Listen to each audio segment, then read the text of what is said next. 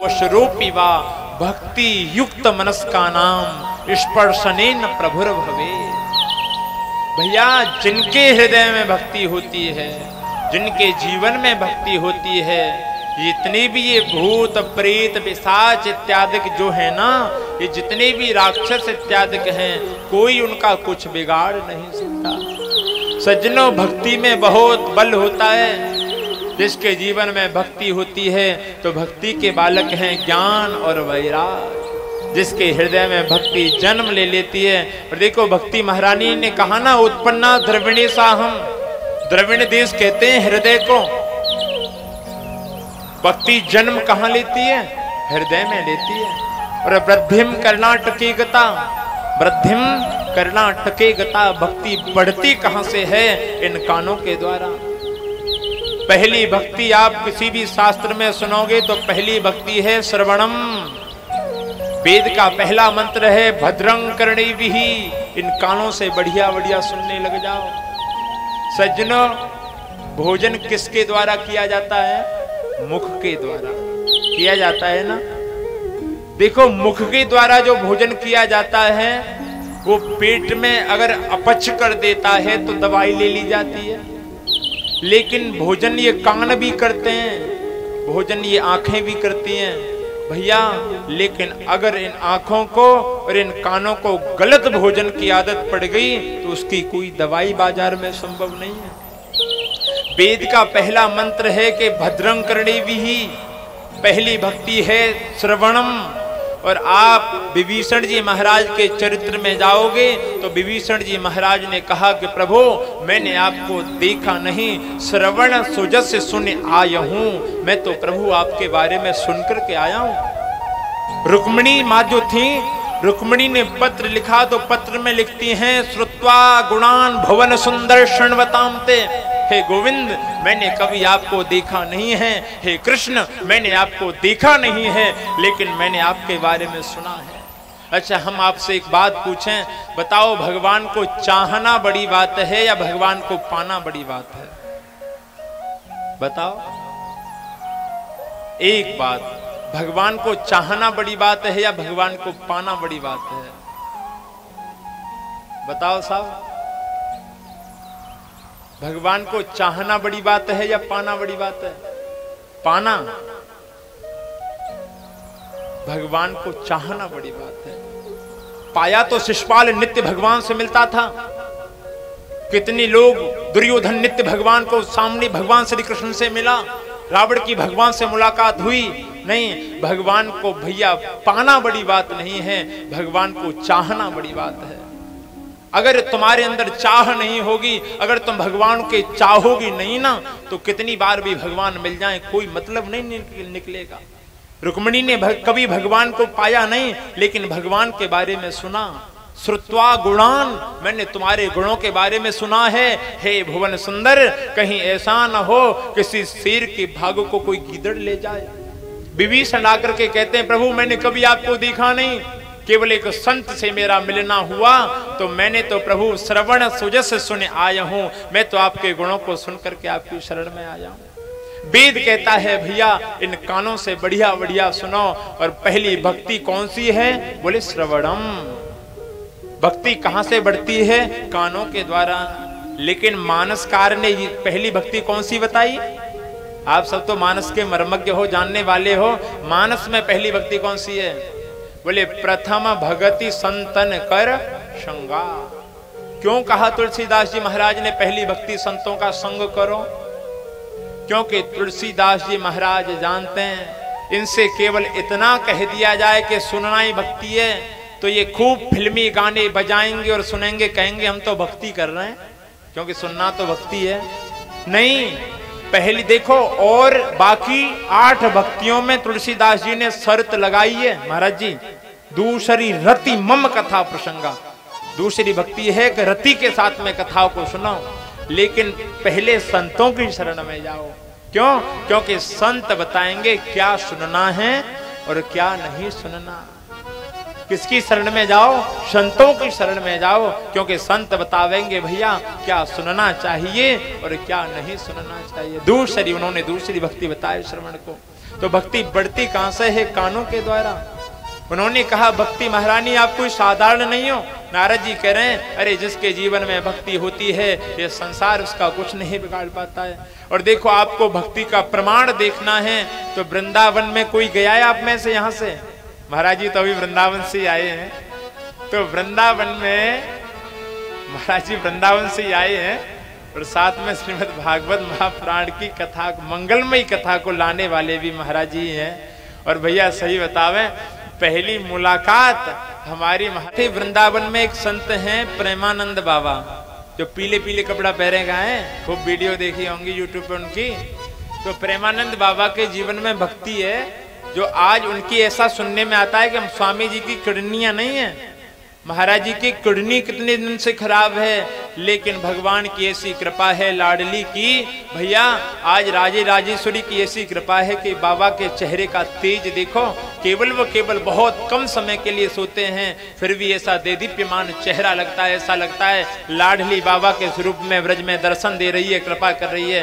तो सज्जनों सबसे बड़ी बात है कि जीवन में भक्ति का आ जाना। नारद जी कह रहे हैं देवी तुम्हारे बिना भगवान नहीं मिलते हैं, तुम कोई साधारण नहीं हो। अब इन बालकों को जगाने की बात है तो मैं जगाने का प्रयास करता हूँ। नारद जी महाराज ने खूब वेद सुनाया, खूब वेदांत सुनाया। वेद वेदांत घोषश्च गीता पाठेर मुहुर्मुहु, बार बार गीता जी सुनाने लगे।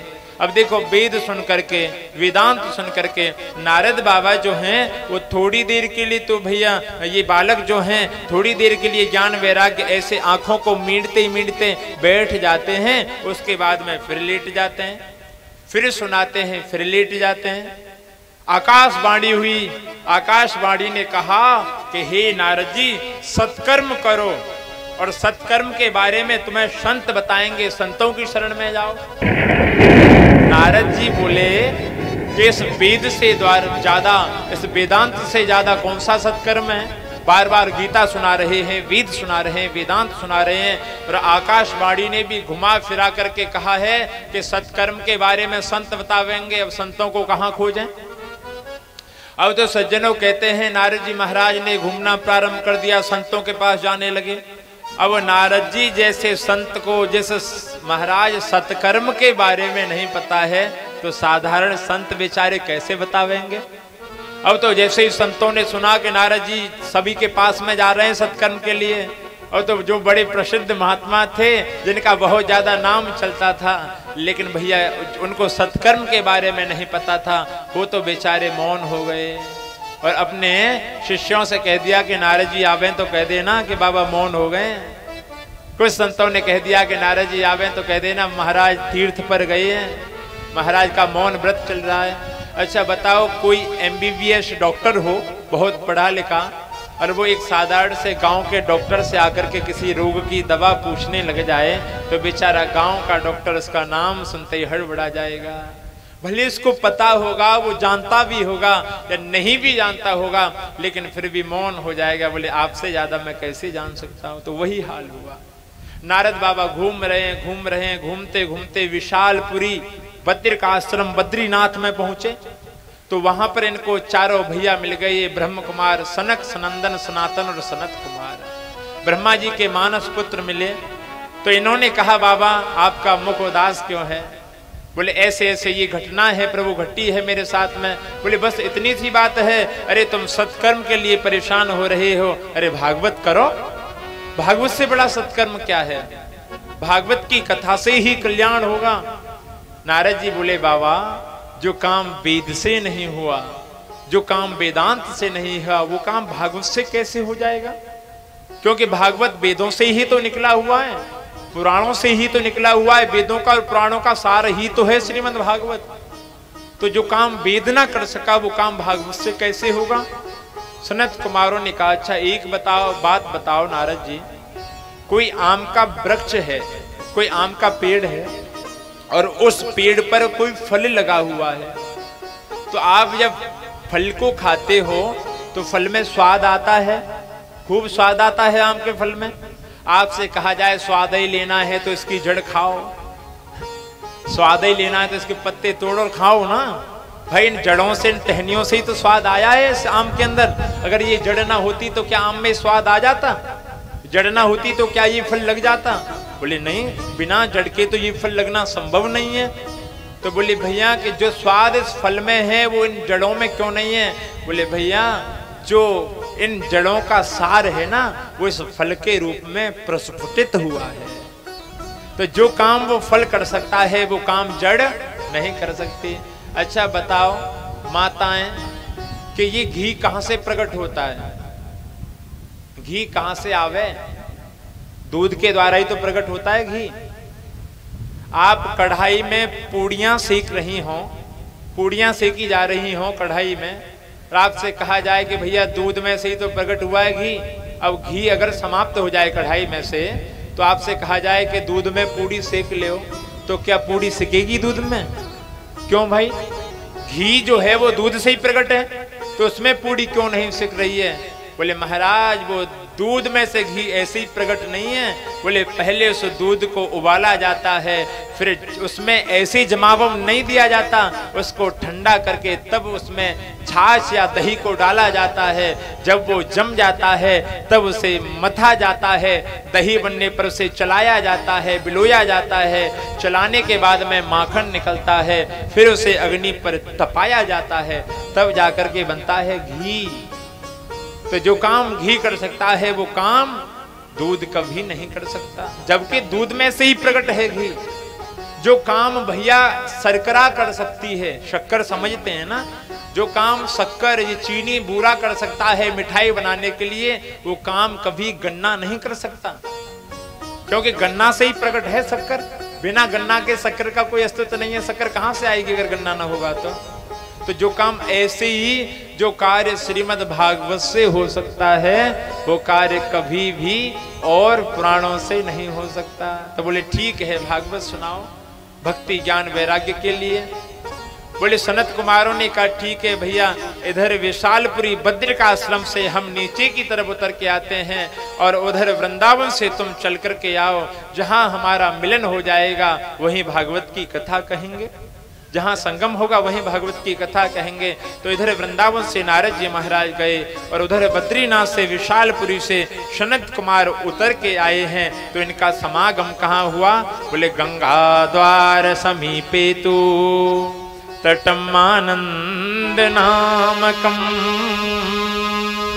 कहाँ मिलन हुआ है? गंगा के द्वार पर। गंगा का द्वार कौन है? बोले हरिद्वार। बद्री केदारनाथ जाने का द्वार कौन है? हरिद्वार। हरि के धाम जाने का द्वार कौन है? हरिद्वार। हरिद्वार में गंगा के किनारे आनंद नाम के तट पर नव कोमल बालुकम, भैया कोमल बालू से सुंदर व्यास पीठ बनाई गई। और उस व्यास पीठ पर व्यास जी महाराज के रूप में सनक, सनंदन, सनातन और सनत कुमार चारों भाई विराजमान हुए। नारद जी महाराज मुख्य यजमान के रूप में बैठ गए और सज्जनों जैसे ही बड़े बड़े अमलात्मा विमलात्मा महात्माओं को, योगींद्र मुनिंद्रों को पता चला कि सनत कुमार श्रीमद् भागवत की कथा कह रहे हैं, तो भैया सभी ऋषि गण आने लगे। कौन कौन ऋषि आए? बोले भृगुर वशिष्ठो च्यवनश्च गौतमो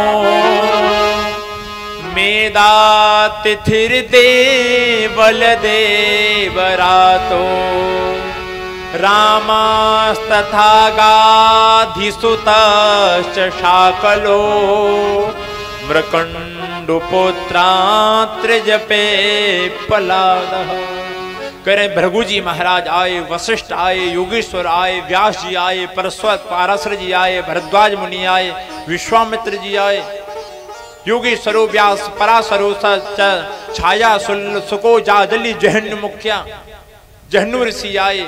और अकेले ही नहीं आए, ऐसे नहीं मुंह उठाया और चले आए। बोले नहीं, सर्वेप्यमी मुनिगणा सह पुत्र शिष्या, सह पुत्र शिष्या। ऐसे नहीं आए, अपने जो संत थे वो अपने शिष्यों को साथ में लेकर के आए, और जो भैया गृहस्थी थे वो अपने बालकों को साथ में लेकर के आए।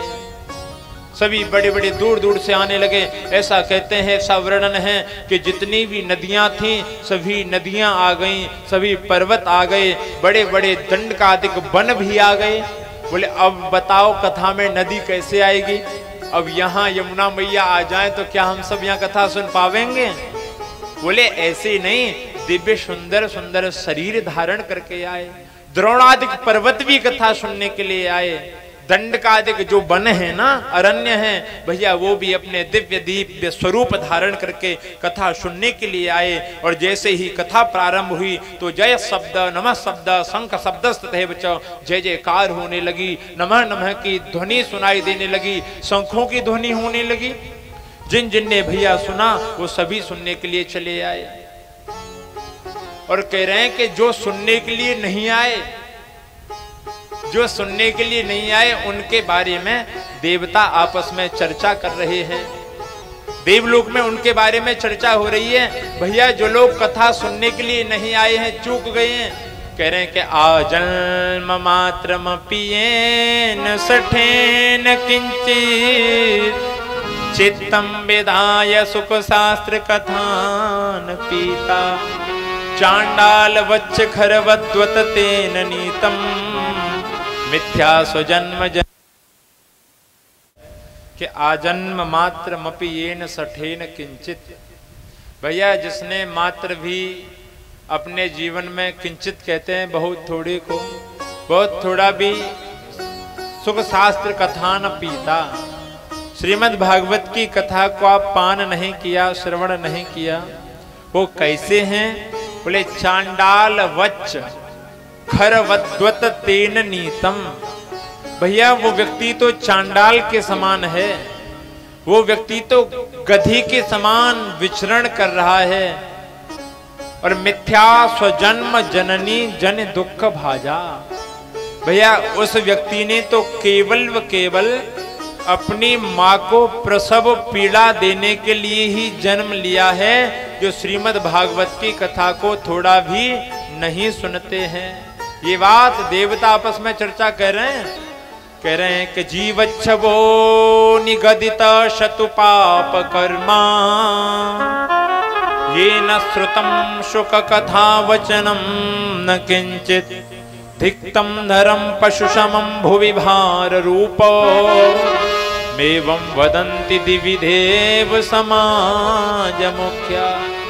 अरे भैया जिस जीव ने थोड़ा भी श्रीमद् भागवत कथा को अपने जीवन में नहीं सुना, वो तो इस पृथ्वी पर भार के रूप में धिक्तम नरम पशु समम, धिक्कार है ऐसे नर को। वो तो जैसे पशु भार के लिए विचरण करते हैं, ऐसे ही वो व्यक्ति विचरण कर रहा है जो श्रीमद् भागवत की कथा को नहीं सुनता है। ये बात कह रहे हैं, देवता आपस में चर्चा कर रहे हैं। उसके बारे में बाद में सज्जनों कहते हैं, जैसे ही श्रीमद् भागवत की कथा प्रारंभ हुई, सनत कुमारों ने कथा कहना प्रारंभ हुआ, कथा हो रही थी, तभी मध्य में कीर्तन प्रारंभ हुआ और कीर्तन के बीच में भक्ति महारानी प्रकट हो गई और ना प्रकट होकर के नाचने लगी। बोलिए वृंदावन बिहारी लाल की। श्रीमन्नारायण श्रीमन्नारायण नारायण नारायण श्रीमन्नारायण नारायण नारायण श्रीमन्नारायण नारायण नारायण भजमन्नारायण नारायण नारायण भजमन्नारायण नारायण नारायण भजमन्नारायण नारायण नारायण नारायण नारायण लक्ष्मी नारायण नारायण नारायण लक्ष्मी नारायण नारायण नारायण श्रीमन्नारायण नारायण नारायण श्रीमन्नारायण नारायण नारायण। सनत कुमारों ने कहा कि नारद जी, हमने आपको भक्ति की महिमा बताई और बताइए आप क्या सुनना चाहते हैं। तो नारद जी कह रहे हैं कि जिस भागवत की आप इतनी महिमा का वर्णन कर रहे हो, तो के विशुद्ध्यन्ति वदन्तु मह्यम सप्ताह यज्ञेन कथा मयेन। इस भागवत से किसी का कल्याण हुआ है? आप जिस भागवत के बारे में इतना बता रहे हैं, किसी का कल्याण इस भागवत से हुआ है? तो सनत कुमार कहते हैं, अरे भैया तुम जीते जी कल्याण की बात करते हो। इस भागवत की इतनी महिमा है कि मरने के बाद में भी अगर किसी का नाम लेकर के उसके कल्याण के लिए श्रीमद् भागवत की कथा कराई जाए तो उसका भी कल्याण हो जाता है। कि ये मानवः पापकृतस्तु सर्वदा सदा दुराचार रतो विमार्गगा क्रोधाग्निदग्धा कुटिलाश्च कामिनः सप्ताह यज्ञेन कलो पुनन्ति ते। सनत कुमार कह रहे हैं, नारद जी, ये मानवाः पाप कृतस्तु सर्वदा, ये मनुष्य सदा सर्वदा पाप करता रहा, सदा दुराचार रता विमार्गगा। भैया इसने अपने जीवन में मार्ग तो अपनाया लेकिन वो सुमार्ग नहीं अपनाया, वो कुमार्ग अपना लिया। क्रोधाग्नि दग्धा, जीवन भर क्रोध की अग्नि में जलता रहा। कुटिलाश्च कामिना, सदा सर्वदा कुलाट नाम का संग करता रहा और ऐसा करते करते मर गया हो, मर करके प्रेत बन जाए और उसके कल्याण के लिए भी श्रीमद् भागवत की कथा कराई जाए तो ऐसे व्यक्ति का कल्याण हो जाता है।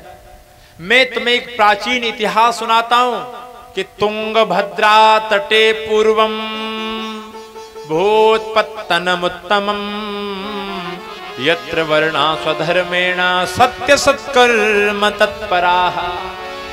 सनत कुमार कह रहे हैं, नारद जी प्राचीन इतिहास सुनाता हूं। तुंगभद्रा नदी के किनारे पर एक बड़ा उत्तम नगर था और उसमें सभी अपने अपने धर्मों का पालन करने वाले लोग सज्जन रहा करते थे। उसमें एक ब्राह्मण रहते थे जिनका नाम था आत्मदेव।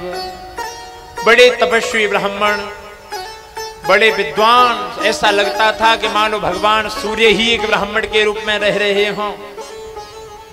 उनके जीवन में किसी भी चीज की कमी नहीं थी, लेकिन उनके जीवन में एक कमी थी कि उनके घर में कोई संतान नहीं थी, उनके घर में कोई पुत्र नहीं था और उस घर की भी कोई शोभा नहीं है। भैया उनके घर में पितृ जो हैं उनके हाथों का जल स्वीकार नहीं करते, जिनके यहाँ पुत्र नहीं होते हैं।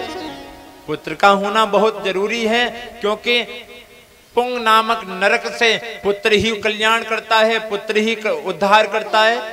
जल भी पुत्र ही देता है, पिंडदान भी पुत्र ही करता है। आत्मदेव जी महाराज के घर में कोई संतान नहीं है। किसी ब्राह्मण यजमान के यहाँ जाकर के पूजा कराते हैं, कहते हैं यजमान तुम्हारा कल्याण हो जाएगा, तो यजमान कहते हैं अरे बाबा जिससे अपना कल्याण नहीं हुआ वो हमारा क्या कल्याण करेगा। यदि तुमसे अपने घर में तो संतान प्रकट नहीं हुई। इनकी एक पत्नी है जिनका नाम है धुंधली। क्या नाम है? धुंधली। और यथा नाम तथा गुण, जैसा इसका नाम है ऐसे इसके अंदर गुण भी हैं। आत्मदेव बड़े सरल तपस्वी ब्राह्मण हैं। मन में विचार आया कि बिना पुत्र के घर सूना है, तो एक दिन तो भैया गिलानी के कारण बेचारे जंगल में चले गए। जंगल में जाकर के सरोवर के किनारे बैठ गए और देखो भगवान जब व्यक्ति के ऊपर कृपा करते हैं तो उसके जीवन में संत भेज देते हैं। भगवान जब कृपा करते हैं ना तो जीवन में संत का आगमन हो जाता है, प्रवेश हो जाता है। भैया आज आत्मदेव के जीवन में भी संत का प्रवेश हुआ। संत का प्रवेश